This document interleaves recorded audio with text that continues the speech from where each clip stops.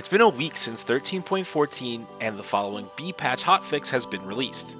Now with the dust settled, let's go over the 5 best comps to climb this patch. With buffs to Swain, Taric, and Lux, this comp has become one of the most powerful in the game. Even with the hotfix to Taric, he's still in a very strong state. To play this, you want 6 sorcerers with 3 Demacia and 2 Targon. You can flex between Poppy and Galio for splash trades. I play Galio since I prefer Invoker in AP comps. You want to roll down at level 8 for Lux and Jarvan, then go 9 to hit your legendaries. Ahri will act as your backup carry, with Lux holding the main items. Lux prefers Jeweled Gauntlet and either Guardbreaker or Giant Slayer. Her third item will be the Demacia Radiant, so don't worry about it. Ahri likes blue buff, and from there, any damage item you can find will work. Give tank items to Taric, and you're good to go. As a side note, long distance pals works really well in this comp because both of your carries can share the AP. With a buff to Aphelios and Akshan remaining strong after the hotfix nerf in the B patch, 4 Deadeye is one of the most contested comps in the game right now. You just want to play 4 Deadeye with at least 2 Freljord. From there, if your main carry is Akshan, then drop Taric and Lissandra